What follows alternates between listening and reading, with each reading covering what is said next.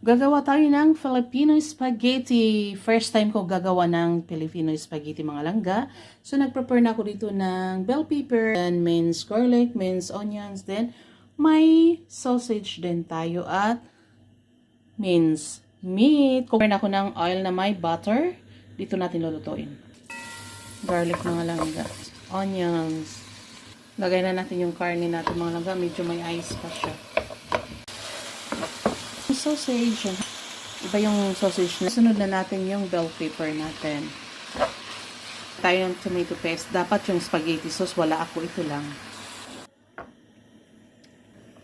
Lagay tayo ng sugar. Powdered milk.